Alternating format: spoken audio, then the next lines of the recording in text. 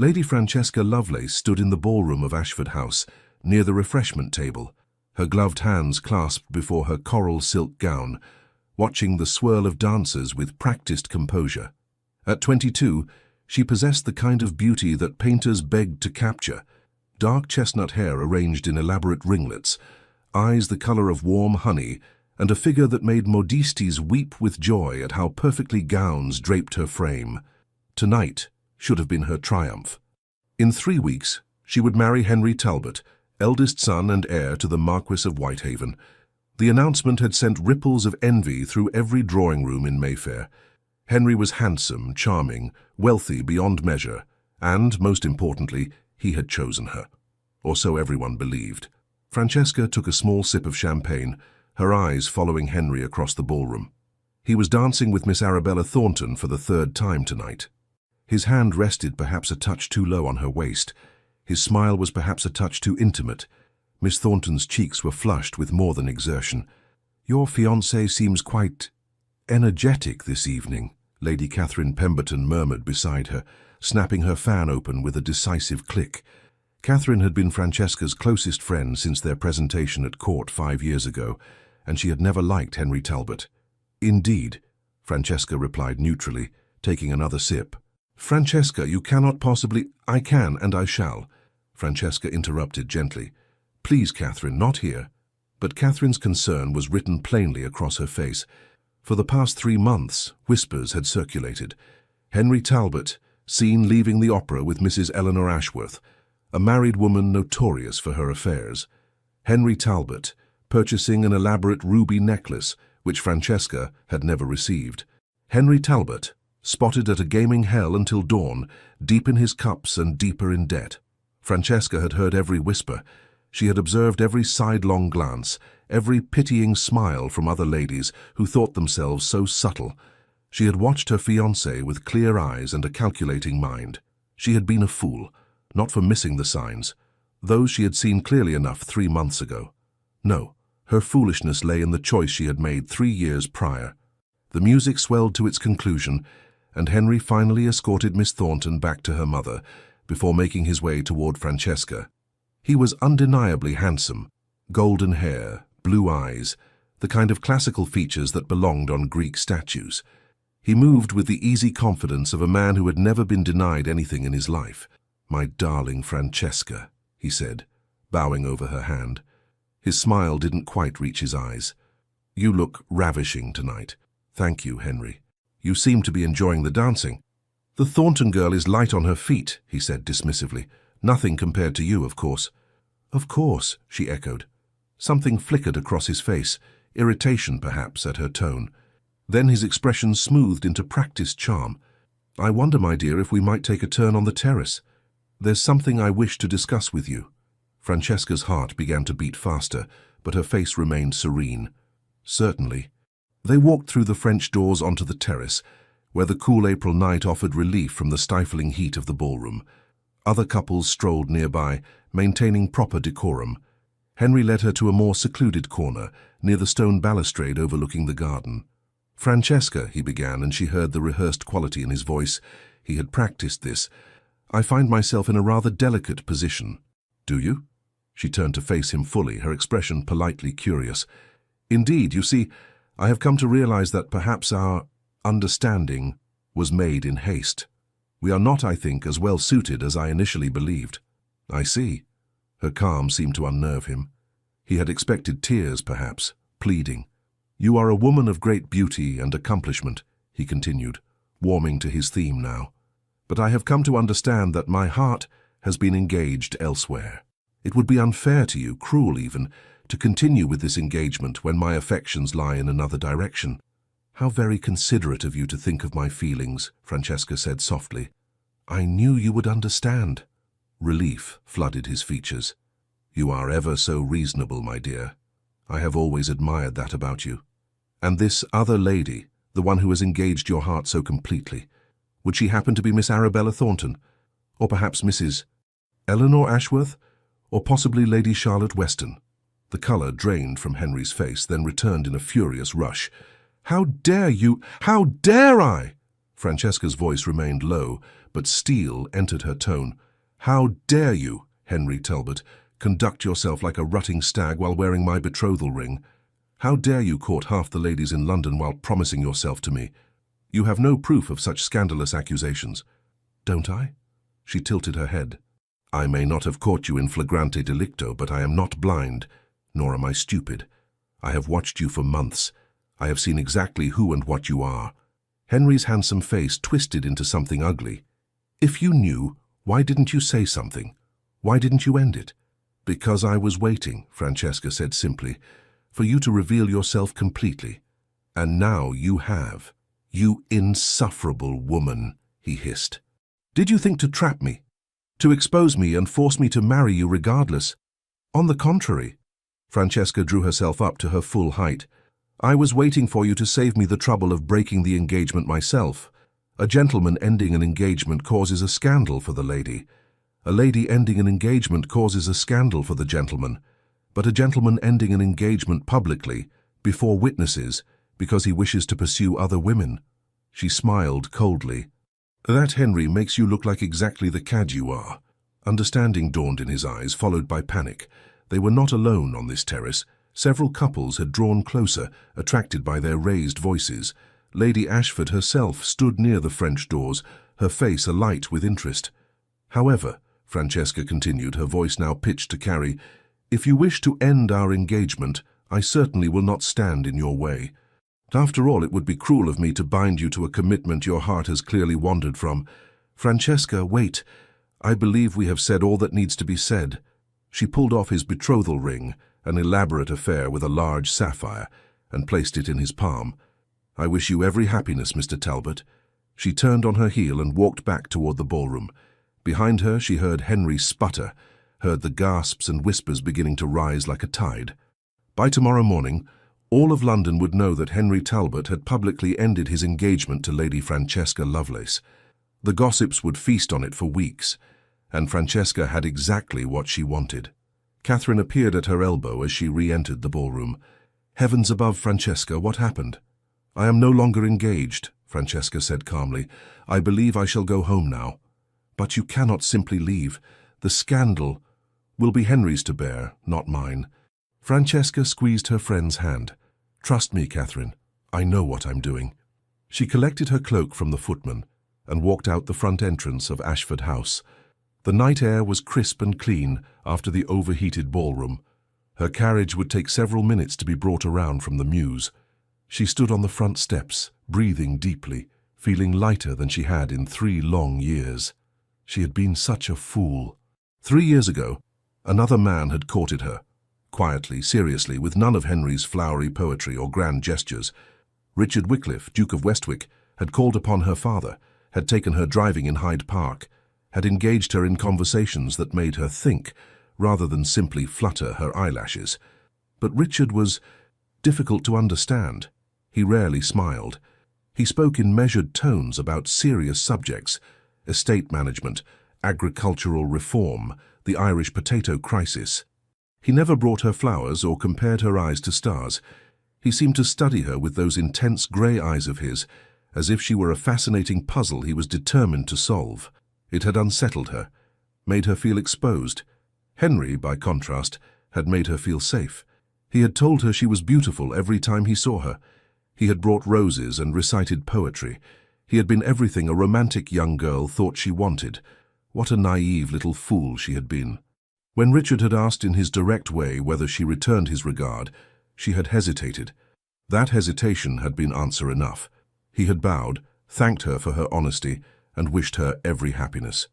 2 weeks later, Henry Talbot had begun his pursuit in earnest, and she, still smarting from the strange hurt of Richard's withdrawal, had let herself be swept up in Henry's theatrical courtship. Then, 6 months into her engagement to Henry, she had encountered Richard at a charity gala. She had expected coldness or indifference. Instead, he had asked her to dance. "You seem troubled, Lady Francesca," he had said as they moved through a waltz. "I am perfectly content, Your Grace." "Are you?" Those grey eyes had studied her face. "Because if you ever find that you are not, if you ever find yourself in need of assistance, I want you to know that I will be there." She had laughed, uncomfortable. That is very gallant, Your Grace, but I cannot imagine what assistance I might require. Can you not? He had turned her through a spin, his hand firm at her waist. Henry Talbot is not the man you think he is, Francesca. The use of her given name had shocked her. I beg your pardon? I am not speaking from jealousy, though you would be forgiven for thinking so. I am speaking from knowledge. Henry Talbot has debts that would stagger you. He has appetites that a wife will never satisfy. He needs your dowry, Francesca, that is all. Anger had flared hot in her chest. You overstep yourself, Your Grace. Perhaps.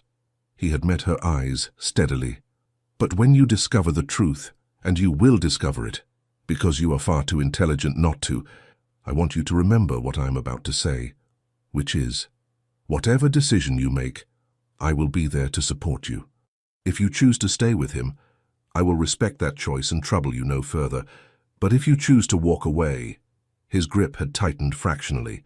If you choose to walk away, Francesca, I will be there to catch you. All you need do is tell me when you need me. The waltz had ended. He had bowed and left her standing in the middle of the ballroom, her heart pounding. That had been 3 years ago. 3 years of watching Richard from across crowded rooms. 3 years of catching his eyes on her and seeing what? Patience? Determination? 3 years of slowly, painfully realizing that he had been right about Henry. And 3 months ago, when the first whispers had reached her ears about Henry's infidelities, she had understood what Richard had been offering. Not a rescue, not a solution, a choice. He had given her the truth, and then stepped back to let her decide what to do with it. The sound of hoofbeats on cobblestones drew her attention. But it was not her family's carriage approaching. It was a magnificent black equipage drawn by 4 matched horses, with a ducal crest emblazoned on the door in silver and midnight blue. The carriage stopped directly in front of her. The door opened. Richard Wycliffe, Duke of Westwick, sat inside. He wore evening clothes, his dark hair slightly dishevelled, as if he had been running his hands through it. His grey eyes met hers with an expression she had never seen before. Hope, uncertainty, and something that made her breath catch. "Lady Francesca," he said quietly, "it appears you find yourself in need of a carriage." "It appears I do, Your Grace. Your own will arrive shortly, I'm certain, but mine is here now." He paused. "The choice, as always, is yours." Francesca looked back at Ashford House. Through the windows, she could see the crowd gathering, pointing toward the terrace where Henry was no doubt attempting damage control. Tomorrow, the scandal sheets would eviscerate her. She would be pitied, scorned, whispered about, unless she gave them something more interesting to talk about. She looked back at Richard, at the man who had warned her, who had waited, who had promised to be there when she needed him, who had, she realized with sudden clarity, been courting her all along, not with flowers and poetry, but with honesty and patience and the steady certainty of his regard. Francesca smiled, the first genuine smile she had worn all evening. "Well then, Your Grace, it would be rude of me to keep your horses standing in the cold." She walked down the steps and placed her hand in his. The touch sent electricity through her entire body. His fingers closed around hers, warm and strong, and he helped her into the carriage. She arranged her skirts as he settled beside her, proper distance between them, everything perfectly respectable. Except nothing about this was respectable at all. "Richard," she said softly, using his given name for the first time. "Yes, Francesca? Thank you for waiting." His smile transformed his entire face, chasing away the austere lines and revealing something softer underneath. "I would have waited forever." The carriage pulled away from Ashford House, just as the crowd spilled out onto the front steps. Francesca didn't look back. She kept her eyes on Richard, seeing him clearly for the first time in 3 years. "I have been such a fool," she whispered. "No." He reached across the space between them and took her hand. "You were young. You wanted poetry and romance. There is no shame in that.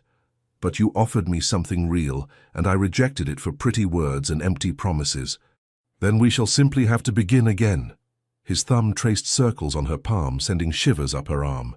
"Though I should warn you, Francesca, I am not a patient man by nature. These 3 years have been the longest of my life." "Then why did you wait?" "Because you were worth waiting for." He said it simply, as if it were obvious. "Because forcing you or manipulating you would have meant nothing. I needed you to choose me, Francesca. Of your own free will, with clear eyes and a full heart. And if I had chosen Henry? Pain flashed across his features. Then I would have mourned what might have been and done my best to respect your decision. But I confess, I did not make it easy for him. Every social event I attended, I made certain you saw me. Every dance card I signed, I hoped you were watching. Every conversation we had. He broke off, laughing softly. Heaven above, I was shameless. You were persistent, she corrected. And you were right about Henry. I take no pleasure in being right about that particular subject. Don't you? She tilted her head. Not even a little. Well, a slow smile curved his lips. Perhaps a very little. He never deserved you. And you do? No, Richard said honestly. But I will spend the rest of my life trying to. The carriage turned onto Grosvenor Square. Your Grace, the coachman called down. Where shall I take the lady? Richard looked at Francesca. Your choice, he said quietly. I can take you to your parents' house, or... He hesitated. I have a proposition for you, Francesca. Rather an scandalous one, I'm afraid. I'm listening. My estate in Kent, Westwick Abbey. I could take you there tonight. Your reputation would be in tatters, of course. You would have to marry me to salvage it. His eyes searched hers. But you would also have time away from London, away from all of this, to decide if that is truly what you want. To decide if I am truly what you want. That is rather scandalous, Francesca agreed. Her heart was beating fast, excitement and fear warring in her chest. It is entirely your decision. If you wish to go home, I will understand completely. We can proceed slowly. Let me court you properly. How far is Kent? Francesca interrupted. Richard blinked. I beg your pardon? How far to Westwick Abbey? I find myself quite curious about your estate. The hour is still early. She met his eyes. Drive on, Your Grace. Joy, pure, unfettered joy, transformed Richard's face. He leaned out the window. Westwick Abbey, John, best speed. Aye, Your Grace. The carriage lurched into motion, heading toward the London Bridge and the Kent Road beyond. Richard sat back, still holding Francesca's hand, looking at her as if he couldn't quite believe she was real. You are absolutely certain? He asked. Once we leave London at this hour, there will be no going back. The scandal will be tremendous. Good, Francesca said firmly. Let them talk. Let them gossip. 3 years ago, I chose the safe path, the respectable path, and it led me nowhere but misery.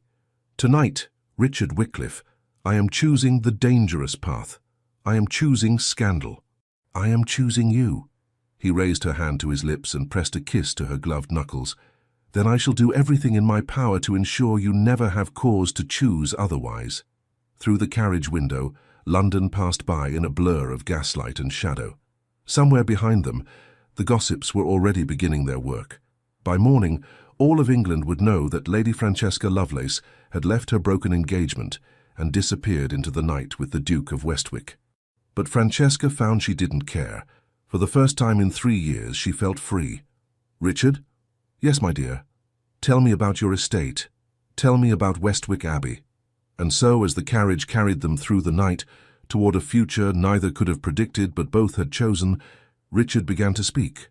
Not in flowery poetry or empty flattery, but in the honest, serious tones that Francesca had once found unsettling and now found utterly captivating. She had spent 3 years chasing the wrong dream. But that night, in a ducal carriage racing toward Kent, she finally began to chase the right one. The journey to Kent took nearly 5 hours, even at best speed. Dawn was painting the sky in shades of rose and gold when the carriage finally turned through the gates of Westwick Abbey. Francesca, who had dozed fitfully against Richard's shoulder for the last hour, a liberty he had graciously offered and she had gratefully accepted, stirred as the carriage slowed. She sat up, suddenly conscious of how improper their position must have appeared. But Richard merely smiled and adjusted her bonnet, which had gone slightly askew. "Welcome to Westwick," he said softly. Francesca looked out the window and gasped. The abbey rose before them like something from a Gothic novel. Ancient stone walls covered in ivy, tall windows gleaming in the early morning light, towers and turrets that spoke of centuries of history. But it was not forbidding. Gardens surrounded the main building in carefully manicured splendor, and the warm golden stones seemed to glow with welcome. "It's beautiful," she breathed. "It's home," Richard said simply. "Or at least, I hope it will become yours as well." The carriage stopped before the main entrance. Richard descended first, then handed Francesca down with careful courtesy. Despite the early hour, the front door opened immediately, and a distinguished-looking butler appeared, his expression betraying not a flicker of surprise at his master, arriving with an unaccompanied young lady at dawn. "Your Grace," the butler said, bowing. "Welcome home. Shall I prepare the rose room for your guest?" "Yes, thank you, Stevens. And please, ask Mrs. Davies to attend Lady Francesca. I imagine she would appreciate an opportunity to refresh herself and perhaps rest after our journey." "At once, Your Grace." Francesca stepped into the entrance hall and found herself surrounded by history. Portraits lined the walls, generations of Wycliffes staring down with varying degrees of severity. A grand staircase curved upward to the floors above.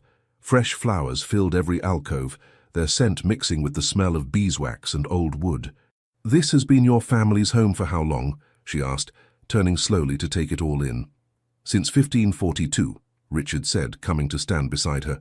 "My ancestor, Thomas Wycliffe, was granted the estate by Henry VIII after the dissolution of the monasteries, hence Abbey." He pointed to a particularly stern-looking portrait. "That's Thomas. Apparently he had a gift for being in the right place at the right time, politically speaking. He looks formidable. Family legend says he was also quite charming when he wished to be, though you'd never know it from the portrait." Richard offered her his arm. "Come, let me show you to your room. You must be exhausted." A plump, motherly woman in a housekeeper's dress and keys bustled into the hall. "Your Grace, we had no word you were coming. Oh, my stars, and with a guest. You should have sent word ahead." "My apologies, Mrs. Davies. It was a rather spontaneous decision." Richard's tone was warm with affection. "This is Lady Francesca Lovelace. She will be staying with us for a time. Please ensure she has everything she needs." Mrs. Davies looked between Richard and Francesca, and understanding bloomed in her round face. "Of course, Your Grace, of course. Oh, how wonderful. Come along, my lady. The rose room has the loveliest view of the gardens. We'll have you comfortable in no time." "Thank you," Francesca said, suddenly feeling the weight of exhaustion settling over her shoulders. Richard caught her hand before she could follow Mrs. Davies upstairs. "Rest," he said quietly. "We'll talk later, when you've had time to think clearly. And Francesca," he hesitated, "you are under no obligation here. None whatsoever. This is your home for as long as you wish it to be, whether that is a few days or—" He trailed off meaningfully. "Or forever," she supplied, raising an eyebrow. "I live in hope." Despite her exhaustion, Francesca found herself smiling. "I appreciate your patience, Your Grace." "Richard," he corrected gently. "If we are to be scandalous, we may as well be familiar." "Richard, then." She squeezed his hand. "Thank you. For everything." She followed Mrs. Davies up the grand staircase, acutely aware of Richard's eyes on her, until she disappeared around the corner. The rose room was aptly named, decorated in soft pinks and creams, with enormous windows overlooking formal gardens that were beginning to bloom with spring flowers. A fire had already been lit in the hearth, and the bed looked impossibly inviting. "Let me help you out of that gown, my lady," Mrs. Davies said, already moving to unfasten the buttons. "You'll want to sleep properly. I'll have hot water sent up for a bath when you wake, and we'll press your dress. Though if I may say so, my lady, you'll need more clothes if you're to stay longer than a day or two. I suspect I will need to send to London for my things," Francesca said, letting the housekeeper help her out of her ball gown and into a borrowed nightdress that had been laid out on the bed, "though I cannot imagine my mother will be eager to send them." "Mothers often come around," Mrs. Davies said wisely, turning down the bed. "His Grace is a good man, my lady. The best I've known in 40 years of service to this family. If he's brought you here, you may be certain his intentions are honourable." "I believe they are," Francesca said softly, climbing into the bed. The sheets were crisp and smelled of lavender. "Mrs. Davies, has he ever brought anyone else here, any other lady?" The housekeeper's face softened. "Never, my lady. Not once. There was talk in the servants' hall, you see, 3 years ago. We all thought, well, but then you chose another gentleman, and his Grace, he—" She shook her head. "He closed himself away for months. Wouldn't see anyone. Wouldn't attend any events. We worried terribly. But then one day he came out of his study, and he said to me, he said, 'Mrs. Davies, I intend to be patient. She will come to see the truth eventually. And when she does, I will be waiting."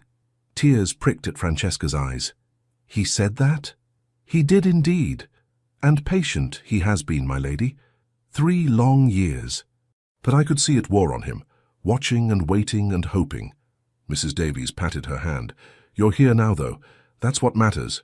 You rest, dear. Things always look clearer after sleep." Francesca sank into the pillows, meaning to stay awake, to think through everything that had happened.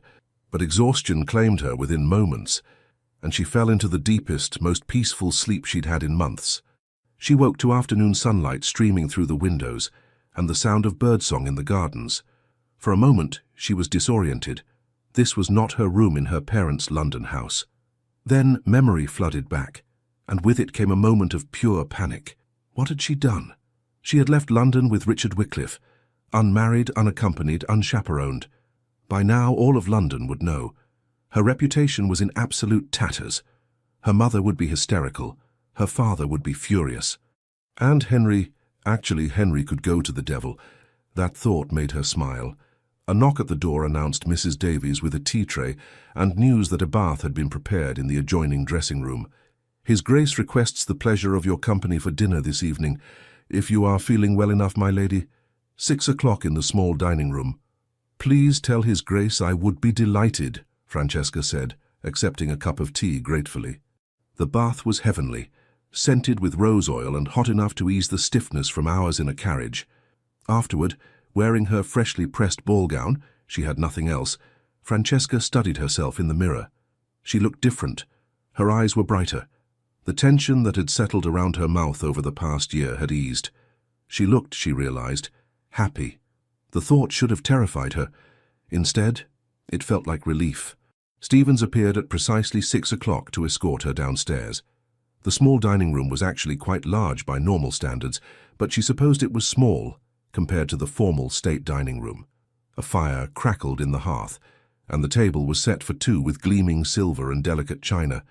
Richard stood as she entered, and Francesca's breath caught. He had changed into fresh evening clothes, his dark hair still slightly damp from bathing, and the way he looked at her, as if she were the answer to a question he'd been asking for years, made her heart skip. "You look rested," he said, coming forward to hold her chair. "I trust Mrs. Davies took good care of you." "She was wonderful, Richard. Your home is magnificent." "I'm glad you think so." He took his own seat across from her. "I've always thought it would be even more magnificent with someone to share it with, but until recently, I was rather particular about who that someone might be." "Were you?" Francesca accepted a glass of wine from Stevens, who then withdrew discreetly, leaving them alone. "Decidedly particular," Richard confirmed. "There was one specific lady who occupied all my thoughts. Rather inconveniently, she was engaged to someone else for quite some time." How inconvenient, indeed. Quite maddening, actually. He took a sip of his wine, his eyes never leaving hers. "Tell me, Francesca, when did you know? About Henry, I mean." She considered the question seriously. "In truth, I think I knew from the beginning that something wasn't quite right. But I didn't want to know, if that makes sense. It was easier to believe his pretty words and ignore the discrepancies." "And what changed?" "You did." She set down her glass. 3 years ago, when you warned me, I was angry. I thought you were jealous, trying to sabotage my engagement, but your words stayed with me, and gradually I began to watch more carefully, to notice the things I had been ignoring. "I'm sorry," Richard said quietly. "I never wanted to hurt you." "You didn't. You told me the truth. That's a gift, Richard, even when it's painful to hear." She paused as Stevens returned with the first course, a delicate soup garnished with fresh herbs. "When did you know? About your feelings for me, I mean." "The moment I first saw you." He smiled at her startled expression. "You were 18 at your presentation at court. You caught your heel in your gown as you curtsied to the Queen, and you laughed, this bright, genuine laugh that you tried to smother behind your hand. Everyone else would have been mortified, but you found it amusing. I thought to myself, that is a woman who doesn't take herself too seriously. That is a woman worth knowing." "I'd completely forgotten about that," Francesca laughed. "I was terrified I'd made a terrible impression." "You made an unforgettable impression, at least on me." His expression grew serious. "I am not an impulsive man, Francesca. I don't make decisions lightly. But from that moment I knew. I spent the next year engineering introductions, arranging to be at the same events, finding excuses to speak with you, and when I finally worked up the courage to court you properly, you were—" he gestured helplessly. "You were radiant, intelligent, kind, everything I had hoped and more. And then I chose Henry." "And then you chose Henry," he agreed, "which was your absolute right to do. But I confess, Francesca, it nearly destroyed me." The raw honesty in his voice made her throat tight. "I was such a fool." "No," he said firmly. "You were young. You wanted romance and passion. Henry offered you that, or seemed to. I offered you estate management discussions and political debates. You offered me substance," Francesca corrected. "You treated me like I had a mind worth engaging. Henry treated me like a beautiful ornament to be displayed and admired. And yet you chose the ornament. For a time." She met his eyes. "But I'm here now, Richard. I'm here because 3 years ago you told me the truth. And last night you offered me a choice. No coercion, no manipulation. Just a choice. And?" His voice was carefully neutral, but she could see the tension in his shoulders. "And I choose you," she said simply. "I choose honesty over poetry. I choose substance over style. I choose a man who waited 3 years rather than one who couldn't wait 3 months to betray me." Richard closed his eyes, and when he opened them again, they were suspiciously bright. "You have no idea how long I've waited to hear you say that." 3 years, I believe." 3 years, 2 months, and 16 days, he corrected. "But who's counting?" Despite the emotional weight of the conversation, Francesca laughed. "You actually kept track? I am nothing if not thorough." He reached across the table and took her hand. "Francesca, I want to be absolutely clear about something. Yes, arriving here with me has created a scandal. Yes, society will expect us to marry to salvage your reputation. But I don't want you to marry me out of obligation. I don't want you to marry me because you have no other choice." "Then why should I marry you?" "Because you want to," he said simply. "Because we suit each other. Because when I imagine my future, you are in every single moment of it. And I cannot envision happiness without you." He paused. "But I am also aware that 3 days ago you were engaged to another man. Your emotions may be in turmoil. You may be acting on impulse or anger or hurt. So I want to give you time." "How much time?" "As much as you need. We'll tell society we're engaged, of course. That will satisfy propriety. But the actual wedding, that happens when you're absolutely certain, whether that's a month from now or a year from now or—" "Tomorrow," Francesca interrupted. Richard blinked. "I beg your pardon." "I said, what about tomorrow?" She smiled at his stunned expression. "Richard, I don't need time to think. I've had 3 years to think. 3 years to compare you to Henry, to realize what I gave up, to understand what I truly want. You asked when I knew. About Henry. About everything. I knew 3 months ago. The moment I saw him flirting with Mrs. Ashworth at the opera, something clicked into place. I saw him clearly for the first time, and do you know what my first thought was?" "What?" "My first thought was, Richard tried to warn me." She squeezed his hand. "You were right, Richard. About everything. And I was too proud and too stubborn to admit it. So I waited. I watched Henry dig his own grave, and I planned exactly how I would extricate myself from that engagement in a way that made him look like the villain he is. That was quite calculated of you." "I learned from the best." She raised an eyebrow. "You didn't think I failed to notice your strategy, did you? Showing up at every event I attended, making sure I saw you, reminding me constantly that you were still there, still waiting. I had hoped I was more subtle than that." "You were about as subtle as a cavalry charge," Francesca grinned. "But it worked, because every time I saw you, I remembered that conversation we had. Whatever decision you make, I will be there. That's what you said, and you meant it." "I did. I do. So here I am." She stood, still holding his hand, and moved around the table to stand before him. "Making my decision, clearly and consciously, with no doubts whatsoever. Richard Wycliffe, Duke of Westwick, I choose you. Today, tomorrow, and every day after, if you'll have me." He rose to his feet, his hands framing her face with infinite gentleness. "If I'll have you. Francesca, you are all I've wanted for 3 impossibly long years. But are you absolutely certain? We can wait." "We should wait." "I don't want to wait," she whispered. "I've wasted enough time already." "Then we won't wait," he breathed, and kissed her. It was nothing like the chaste, proper kiss Henry had given her when they became engaged. A brief, passionless pressing of lips that had left her feeling vaguely disappointed. Richard kissed her like she was air and he was drowning, like she was fire and he was freezing, like she was the answer to every question he'd ever asked. When they finally broke apart, both breathless, Francesca rested her forehead against his. "Well," she said shakily, "that was rather more satisfactory than estate management discussions." Richard laughed, the sound full of joy and relief. "I do contain the occasional surprise. I'm beginning to realize that." She pulled back enough to meet his eyes. "Richard, I mean it. I want to marry you, as soon as possible. Special license, small ceremony, whatever you think best. I don't need a grand society wedding, I just need you." "Special license it is then," he said decisively. "I'll ride to Canterbury tomorrow and procure one from the Archbishop. We can be married by week's end." "Perfect," she smiled up at him. "And then we'll return to London and face the gossips together." "You're certain you want to return? We could stay here, avoid society altogether for a time." "Absolutely not." Francesca's voice was firm. "I will not hide as if I've done something shameful. We will return to London, attend every event, and let them all see that I have made the best decision of my life. Let them whisper and speculate. Let Henry squirm. Let Miss Thornton and Mrs. Ashworth and all the others realize exactly what they've won. A handsome face attached to an empty, deceitful heart." "Remind me never to get on your bad side," Richard said, but he was smiling. "You're rather formidable when you're angry." "I'm not angry anymore," Francesca said truthfully. "I'm happy. For the first time in 3 years, Richard, I am genuinely, completely happy." "Good," he said softly. "Then my work here is nearly complete. I have only one task remaining." "Which is?"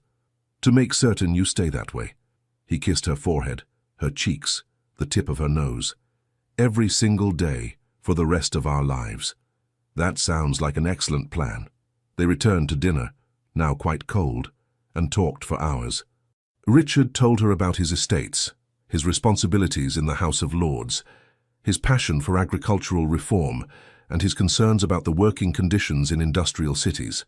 Francesca shared her own interests, literature, music, and her involvement in charitable work with orphanages in East London. "I should have asked you about all this 3 years ago," Richard said ruefully. "Instead, I droned on about crop rotation and drainage systems."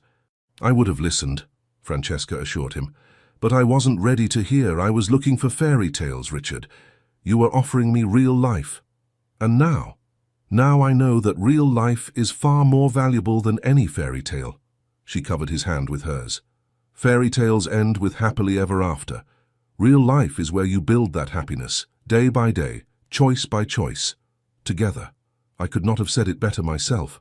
They talked until past midnight, until the candles burned low, and Stevens gently suggested that perhaps they might wish to retire. Richard escorted Francesca back to the Rose Room, and at the door he kissed her once more, tender and sweet and full of promise. "Sleep well, my dear," he murmured. "Tomorrow, everything changes." "Tomorrow," Francesca echoed, "everything begins." She watched him walk away down the corridor, then closed the door and leaned against it, smiling. Tomorrow Richard would ride to Canterbury. In a few days they would be married, and then they would return to London and face whatever came next. Together. The words sang through her like music. For 3 years she had felt alone, even engaged to Henry, perhaps especially then. But now, standing in this beautiful room in Richard's ancestral home, she felt the weight of solitude lift from her shoulders. She was not alone. She would never be alone again. Francesca climbed into bed and fell asleep still smiling, dreaming of grey eyes and honest words, and a future she had stopped believing in, but had somehow miraculously found. 3 days later, Lady Francesca Lovelace became the Duchess of Westwick, in the small Norman church that sat at the edge of the Westwick estate. The ceremony was simple, attended only by the household staff and a few trusted friends Richard had sent for, his cousin Lord Edward Hartley and Edward's wife Margaret, who were thrilled at the news and wholly unsurprised by it. "Took you long enough," Edward had said, clapping Richard on the shoulder. I was beginning to think you'd pine away into nothing. Your faith in my persistence is underwhelming, Richard had replied dryly. Margaret had embraced Francesca warmly. I am so glad you've come to your senses, Your Grace, truly. We have been watching Richard suffer for 3 years. Please call me Francesca, and I promise to make up for all 3 years.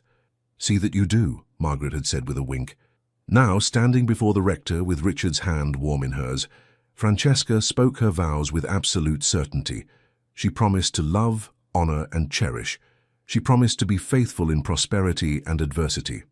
And when Richard slid his family's wedding ring onto her finger, an elegant band of gold engraved with the Wycliffe crest, she felt tears of joy slip down her cheeks. With this ring, I thee wed, Richard said, his voice steady despite the emotion in his eyes.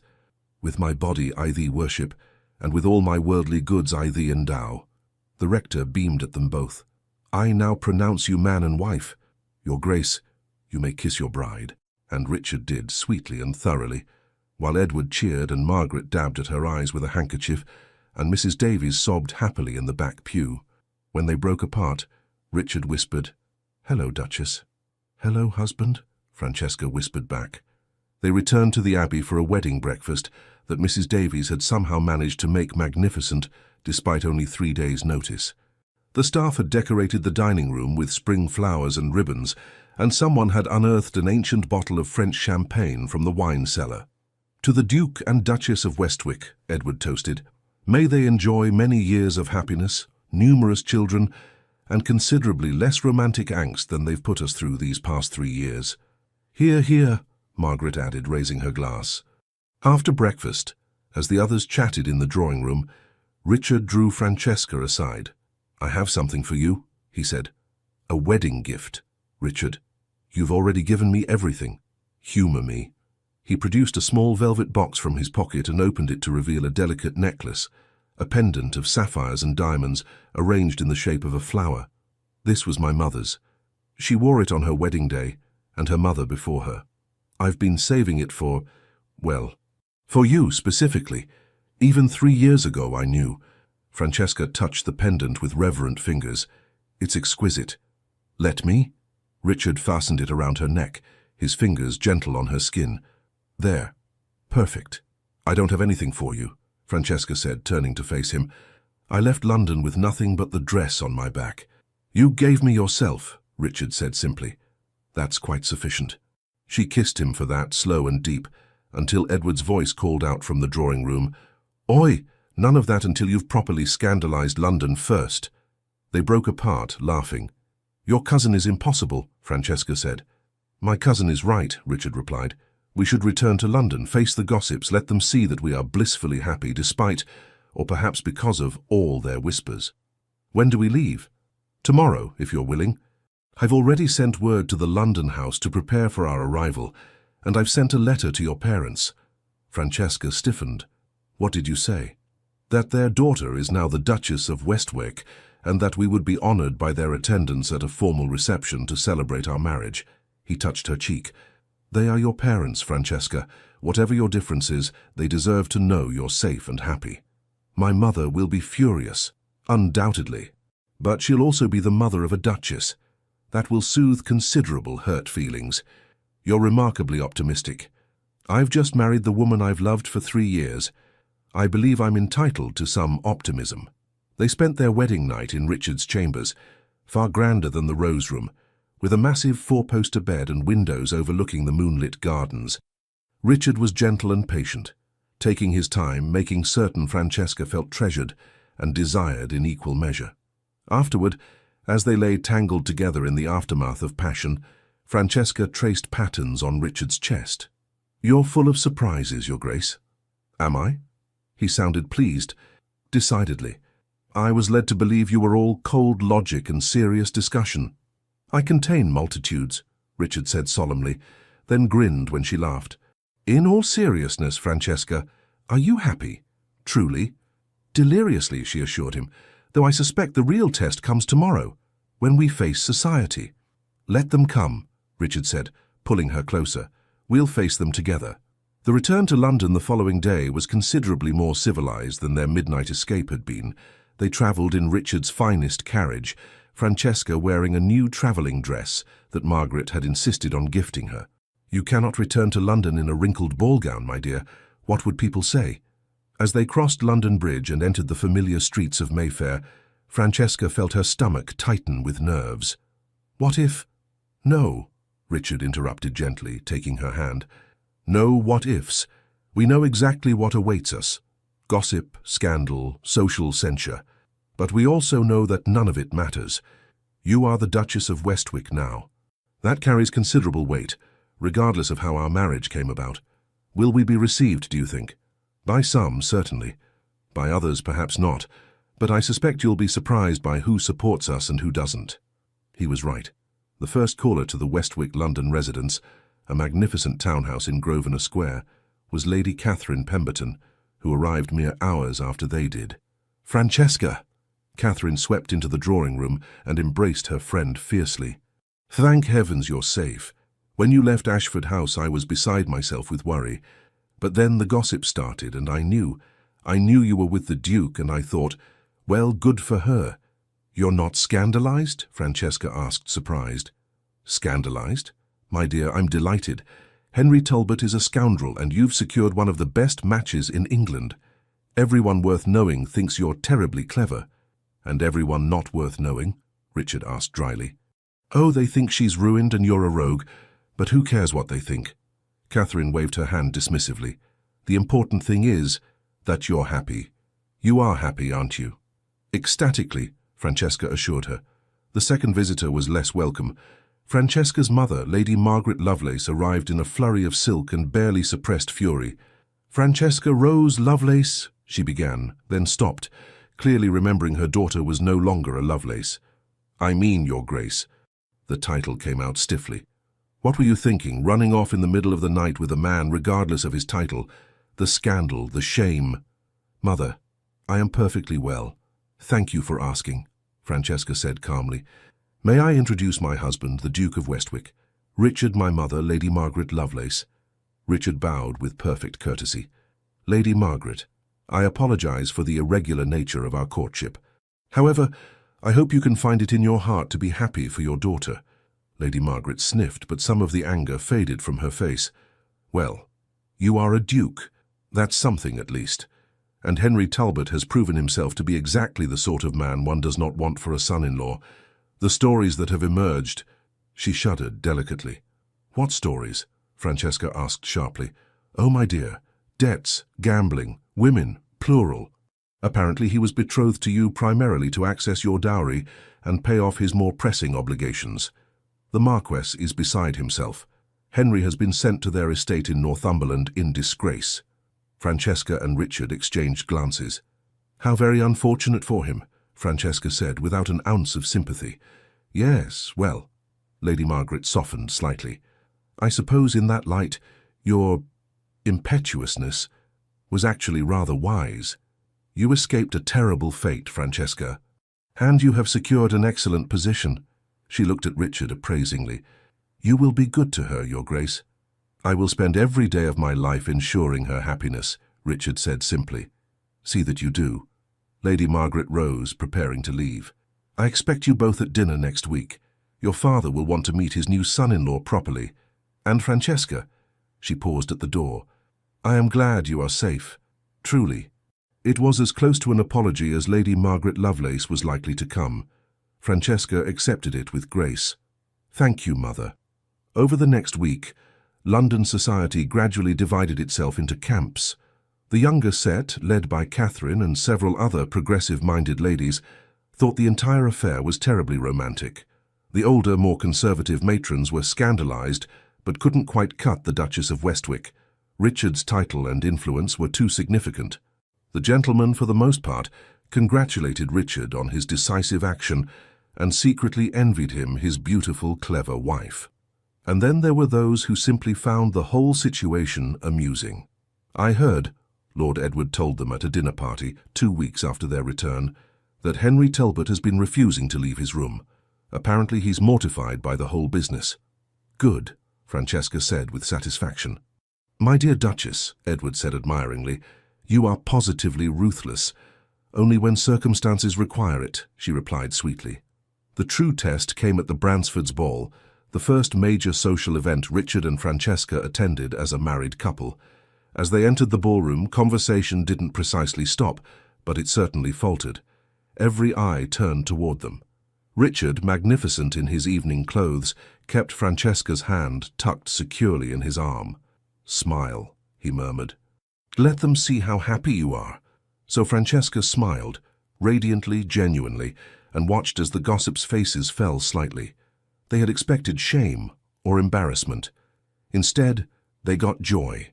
Lady Bransford herself, one of society's great hostesses, approached them immediately. "Your Graces, how delightful to see you. May I say, Duchess, that married life appears to agree with you. You're absolutely glowing." "Thank you, Lady Bransford. It agrees with me remarkably well." "And you, Your Grace," Lady Bransford continued, addressing Richard. "You look rather pleased with yourself." "I am married to the most extraordinary woman in England," Richard said, smiling down at Francesca. "I believe I have every right to be pleased." That set the tone for the evening. Richard danced with Francesca 3 times, highly improper for a married couple, but no one dared comment. They spoke with various lords and ladies, accepting congratulations and deflecting impertinent questions with practiced ease. At one point, Francesca found herself near the terrace doors, the same doors she had walked through with Henry to have their engagement ended. She turned to Richard. "Do you know what happened the last time I was in this room?" "I do," he said quietly. "I was watching." "Were you?" "I was watching you all evening. I saw Henry dancing with other ladies. I saw the expression on your face, not hurt but resigned, calculating, and I thought to myself, she's planning something." He touched her cheek gently. "And then I saw you walk onto that terrace with him, and my heart nearly stopped. But I waited. I had promised to wait after all. And then you emerged without him, without your ring, with your head held high. And I knew it was time. You had the carriage ready." "I had the carriage ready the moment you arrived at the ball," he admitted. "Just in case. Hope springs eternal even in the heart of a cynic." "You're not a cynic," Francesca said softly. "You're a romantic. You just hide it well." "Perhaps," he conceded. "Or perhaps I'm only a romantic when it comes to you." They danced again, and this time Francesca noticed something. The whispers had changed. Instead of scandalized mutterings, she heard snatches of conversation. Quite devoted to her. Never seen the Duke smile so much. Actually rather romantic when you think about it. Clearly making her happy. By the end of the evening, the tide had turned. The consensus seemed to be that while the Duke and Duchess of Westwyck had certainly conducted their courtship in an unconventional manner, they were obviously well-suited and deeply in love. And really, wasn't that preferable to a proper courtship leading to an unhappy marriage? As they left the ball, Richard helped Francesca into their carriage with a satisfied smile. "I believe," he said, "that went rather well." "They've accepted us," Francesca marveled. "They've accepted that we're happy," Richard corrected. "That's a rather different thing, but ultimately, it's the only thing that matters." In the weeks that followed, Francesca settled into her new life as Duchess. She involved herself in Richard's charitable work, particularly his efforts to improve conditions in industrial towns. She hosted dinners and salons, gathering reformers and intellectuals to discuss social issues. She reconnected with old friends and made new ones. And every night she fell asleep in Richard's arms, grateful beyond measure that she had found the courage to choose honesty over poetry, substance over style, true love over convenient affection. One evening, 3 months after their wedding, they sat together in Richard's study. He was reviewing estate accounts while Francesca read correspondence from one of the orphanages she patronized. It was comfortable, companionable, the kind of domestic intimacy that would have seemed impossibly dull to her 3 years ago, but now felt perfect. "Richard," she said suddenly. "Hmm?" He looked up from his papers. "Do you ever wonder what would have happened if I had chosen you 3 years ago?" He considered the question seriously. "Sometimes, but I think perhaps everything happened exactly as it needed to." "How so?" 3 years ago, you weren't ready for me, for what I was offering. You needed to see the contrast, to experience the difference between pretty words and genuine regard. If you had chosen me then, you might always have wondered if you made the right decision. You might have resented me for being practical instead of romantic. He set aside his papers and came to sit beside her. But now you know exactly what you chose and why. There's no doubt, no second guessing. You're saying I needed to be engaged to Henry to truly appreciate you. I'm saying, he said carefully, that you needed to see both paths clearly before you could choose the right one with certainty. And Francesca, he took her hand, I would have waited another 3 years or 6 or 9 if that's what you needed, because you are worth any amount of waiting. She kissed him for that, long and sweet. You know, she said when they broke apart, 3 years ago, I thought you were cold and distant. I thought you didn't know how to express emotion. And now I know you express emotion differently, not in flowery speeches or grand gestures, but in patient waiting, in honest words, in being there steadily when I needed you most. She touched his face. That's real, Richard. That's the kind of love that lasts. Good, he said, pulling her into his lap, because I intend for it to last a lifetime. 1 year later, the drawing room of Westwick Abbey was filled with afternoon sunlight and the sound of feminine laughter. Francesca, now visibly pregnant, sat with Catherine and Margaret Hartley, planning the summer charity gala that had become one of London's most anticipated events. We should have the orchestra in the East Garden, Catherine suggested, and perhaps some of those lovely Japanese lanterns for when it gets dark. Brilliant, Francesca agreed, making notes, and Richard suggested we auction some of the produce from the tenant farms, with proceeds going to the orphanages. That man of yours has a good heart, Margaret said warmly. How is he taking the news about the baby? Francesca smiled, one hand resting on her rounded belly. He's impossible. He won't let me do anything remotely strenuous. Yesterday, I reached for a book on a high shelf and he practically had an apoplexy. Edward was the same way when I was expecting, Margaret said. They mean well, even if they're suffocating. As if summoned by the conversation, Richard appeared in the doorway. I'm not suffocating, he protested. I'm merely ensuring my wife doesn't injure herself or the baby. I was reaching for a book, not scaling the Tower of London, Francesca pointed out. A very high shelf, Richard countered. You could have fallen. Catherine and Margaret exchanged amused glances.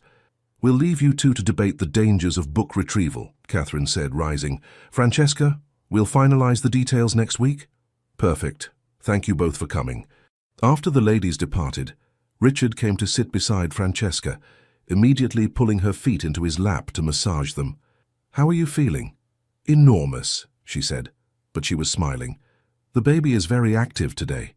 Richard's hand joined hers on her belly, and his face lit up when he felt the movement. Strong, like his mother. Or her, Francesca reminded him. We don't know yet. Her, then. Strong and clever and beautiful, like her mother. You're biased. Unrepentantly so. He kissed her softly.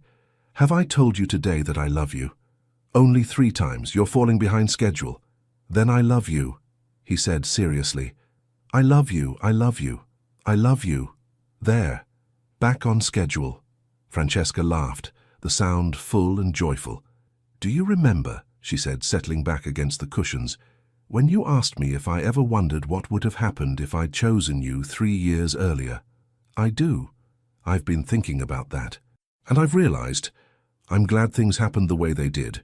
Not because I enjoyed being engaged to Henry, she added quickly, but because going through that taught me something important, which is that love isn't about grand gestures or pretty words. It's about showing up. It's about being honest even when honesty is uncomfortable. It's about waiting and trusting and choosing someone every single day. She took his hand. You did all of that for me, Richard.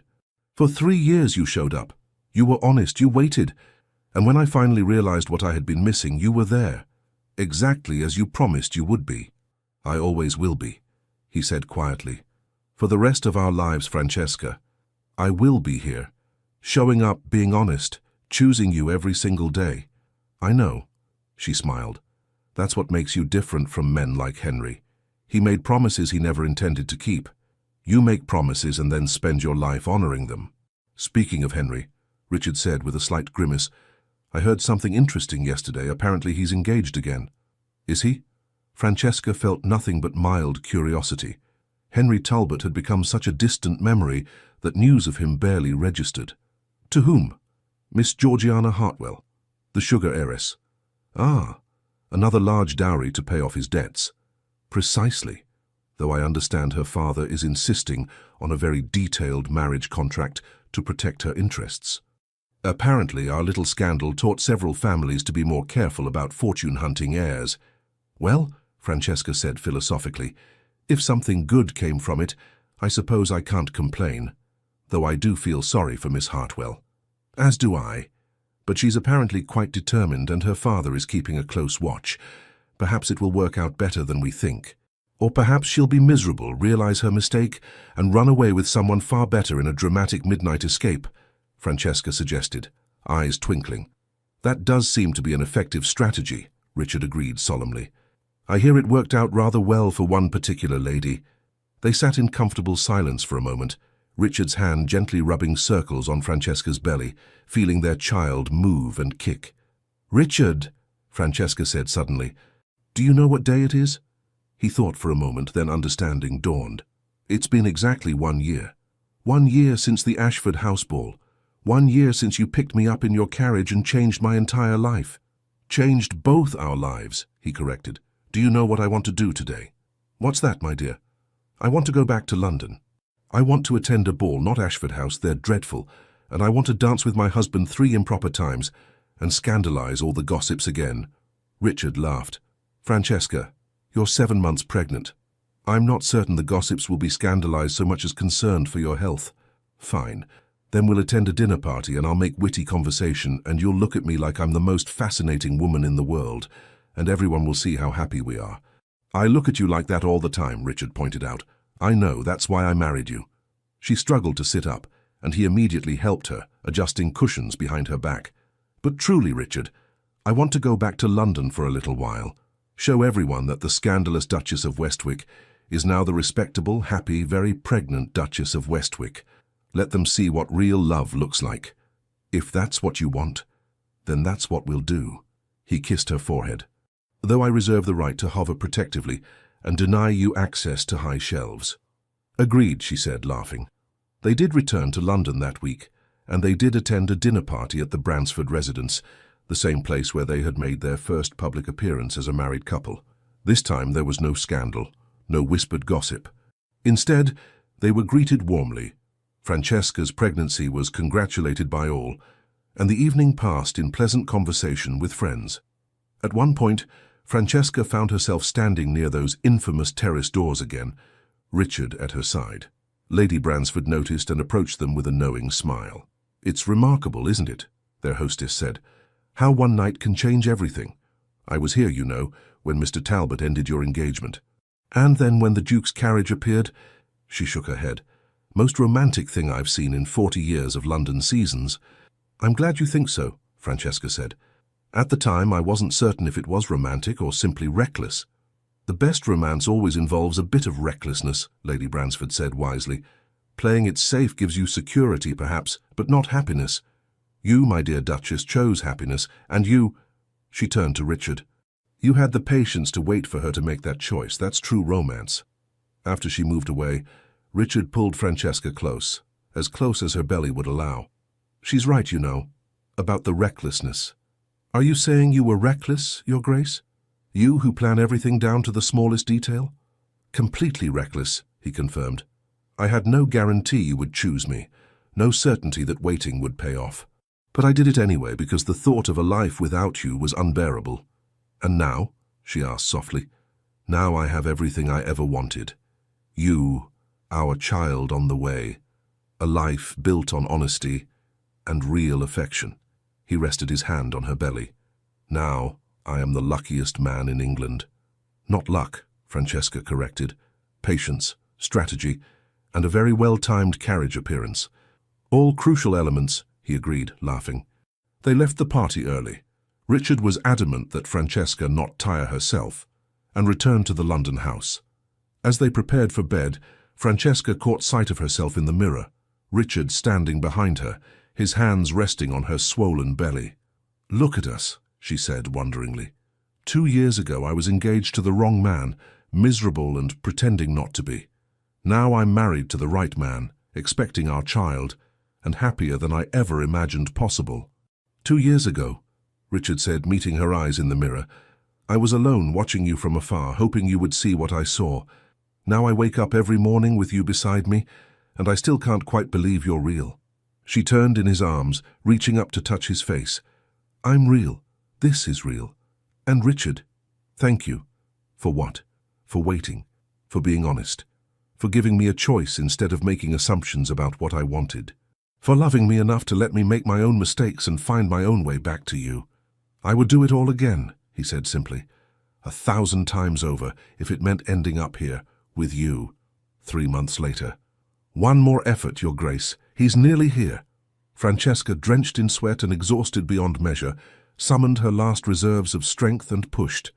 The midwife's encouraging voice seemed to come from very far away, but Richard's hand in hers was solid and real, anchoring her.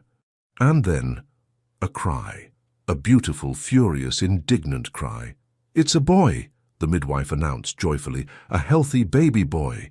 Francesca fell back against the pillows, tears streaming down her face as the midwife cleaned the baby and wrapped him in soft blankets. Richard's face was wet with tears too, his expression one of absolute wonder as the midwife placed their son in Francesca's arms. Hello, little one, Francesca whispered, staring down at the tiny, perfect face. Hello, my darling boy.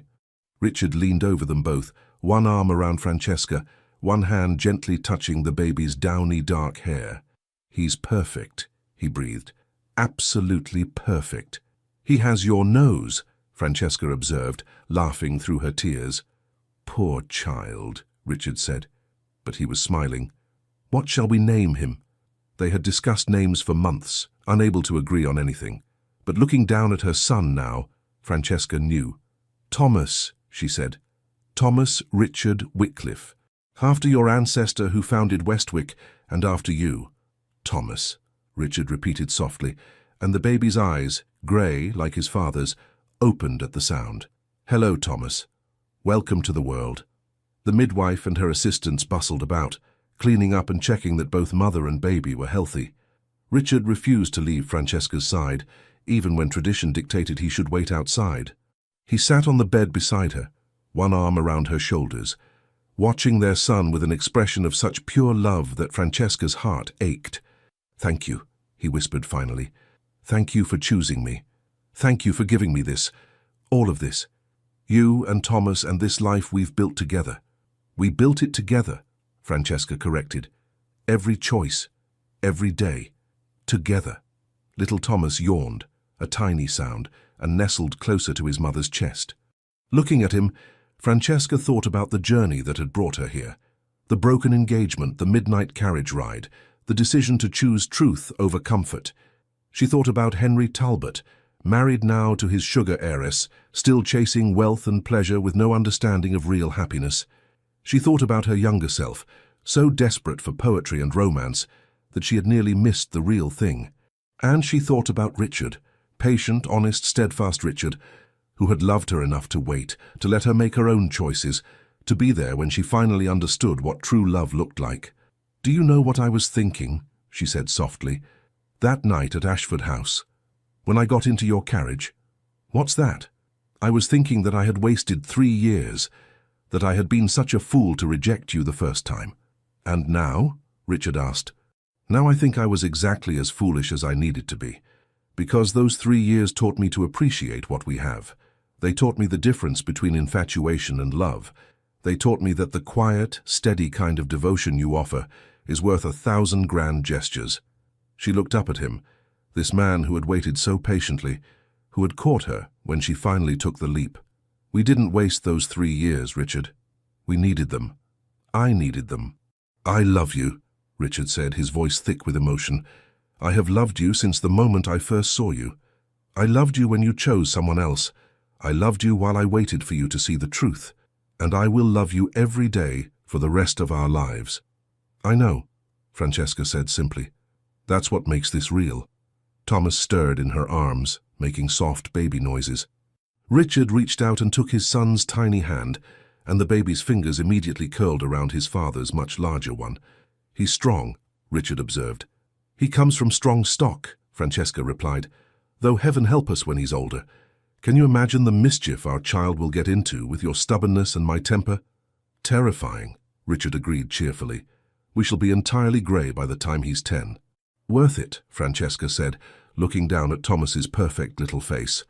Every moment, Richard confirmed. 10 years later, the gardens of Westwick Abbey were in full bloom, filled with roses and peonies and the laughter of children. Young Thomas, now an energetic 10-year-old, was teaching his younger sister Eleanor, 7, and brother William, 5, how to climb trees, despite his mother's protests that such activities were unladylike for Eleanor and too dangerous for William. "They're children, Francesca," Richard said, watching the scene with amusement as he sat beside his wife on a garden bench. "Let them be children. Easy for you to say. You're not the one who has to explain to the governess why Eleanor's dress is covered in tree sap," Francesca grumbled, but she was smiling. Over the past 10 years their family had grown, their love had deepened, and Westwick Abbey had become a home filled with warmth and laughter. Richard's agricultural reforms had improved the lives of countless tenant farmers. Francesca's charitable work had expanded to include schools for working-class children and safe houses for women fleeing dangerous situations. They had become a formidable team, respected in Parliament, beloved by their tenants, admired in society. But more importantly, they had remained partners in every sense of the word, equal collaborators in life's great adventure. Catherine Pemberton, now Catherine Sinclair, having married a kind Scottish doctor, visited often with her own children. Edward and Margaret Hartley were regular guests, their children fast friends with the young Wycliffes. Even Francesca's mother had come around completely, visiting frequently and spoiling her grandchildren outrageously. As for Henry Talbot, he had faded into obscurity. His marriage to Georgiana Hartwell had ended in scandal and separation, when his gambling debts became impossible to ignore. He now lived in modest circumstances on his father's estate, his charm and good looks faded by dissipation. Francesca rarely thought of him anymore. When she did, it was with pity rather than anger. He had chosen pleasure over substance, and he was paying the price. "Mother! Father!" Thomas called from his perch high in an oak tree. "Look how high I am." "Very impressive, darling," Francesca called back. "Please don't fall." "I won't," he assured her with all the confidence of a 10-year-old boy who believed himself invincible. Eleanor, not to be outdone, climbed to a nearby branch. "I'm just as high as Thomas." "You're both very brave," Richard called, then added under his breath to Francesca, "They get that from you." "They get their recklessness from you," Francesca countered. "You're the one who decided to propose by offering me a scandalous midnight carriage ride." "I offered you transportation," Richard protested. "The scandal was your choice." "Best choice I ever made," she said, leaning against him. William, unable to climb as high as his older siblings, sat at the base of the tree and began making up an elaborate story about dragons and knights. He was the dreamer of the family, always lost in imaginary worlds. "He reminds me of you," Richard observed. "The way you used to talk about books and stories. And Thomas reminds me of you, serious and determined. Eleanor is her own force of nature entirely." They sat in comfortable silence, watching their children play. This, Francesca thought, was what happiness looked like. Not the dramatic, sweeping romance she had imagined as a girl, but something better. Daily joy, shared laughter, partnership and friendship, and love, all woven together into something strong and enduring. "Richard," she said suddenly, "do you remember that conversation we had the night you brought me to Westwick, about poetry versus reality?" "I do. I've been thinking about it lately, and I've realized this is poetry. Our life together, our children, the quiet moments and the chaotic ones. This is the poetry I was looking for all along. I just didn't recognize it because it didn't come wrapped in pretty words." Richard took her hand, raising it to his lips. "Then I shall endeavor to write you poetry every day for the rest of our lives. Not with words, but with actions, with presence, with choosing you again and again, every single morning." "That," Francesca said, "is the most romantic thing you have ever said to me." "I'm learning," he said with a smile. Thomas and Eleanor climbed down from their trees, arguing good-naturedly about who had climbed higher. William abandoned his dragon story to chase a butterfly through the garden. And Richard and Francesca sat together on their bench, hands intertwined, watching the life they had built together unfold in sunshine and laughter.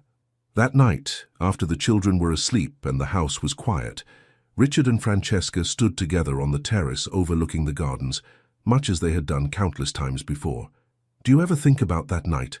Francesca asked. "The night everything changed?" "Sometimes," Richard admitted.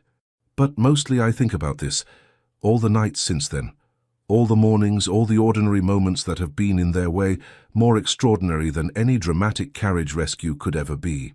Even the moments when Thomas broke your favorite vase playing cavalry in the drawing room. Even those," Richard said firmly, "though I maintain that that particular vase was not actually my favorite. You're a terrible liar." "I know." He pulled her close, resting his chin on top of her head. "I never learned to lie convincingly. One of my many flaws." "Not a flaw," Francesca said. "One of your virtues. Honesty, remember?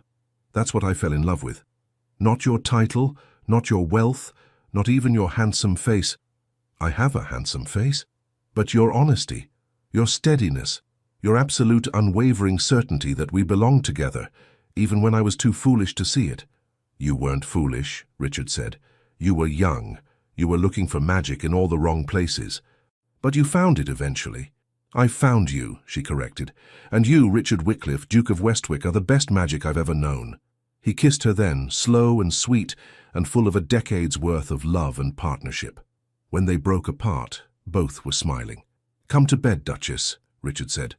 "Tomorrow Thomas has lessons, Eleanor wants to learn to ride properly, and William has somehow convinced the cook to let him help make bread. We'll need our rest." "Sounds terrifying," Francesca said cheerfully. "Sounds perfect," Richard corrected, and hand in hand they walked back into Westwick Abbey, their home, their sanctuary, the place where a scandalous midnight carriage ride had led them to everything they had ever wanted, but hadn't known to ask for. Behind them the gardens lay peaceful in the moonlight. Above them, stars glittered in the endless sky. And ahead of them stretched years and years of this, of ordinary magic, of daily choices, of love that didn't announce itself with grand gestures, but proved itself in 1,000 small moments. Francesca had once thought that leaving her broken engagement without a word was the end of her story, but it had been in fact just the beginning. The carriage that came for her that night hadn't rescued her. It had delivered her to exactly where she was meant to be, home with the man who had loved her enough to wait, to trust, to believe that she would find her way to him eventually. And she had. And they lived, not happily ever after in the fairy tale sense, but happily ever forward, building their happiness new each day, choosing each other every morning, writing their own poetry in the language of real, honest, enduring love, which, Francesca reflected as she fell asleep in Richard's arms that night, was the best kind of poetry there was. The end. Thank you so much for staying with us until the end of this beautiful journey. We hope Lady Francesca and the Duke of Westwick touched your heart the way they touched ours. If you enjoyed this story, please like, comment, share, and subscribe to our channel. Your support helps us continue crafting stories filled with deep emotions, powerful redemptions, and the kind of love that stays with you long after the final words are spoken.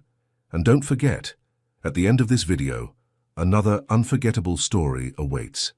Click it now and let yourself be swept away once more. Thank you for being here. The Legends of Love team.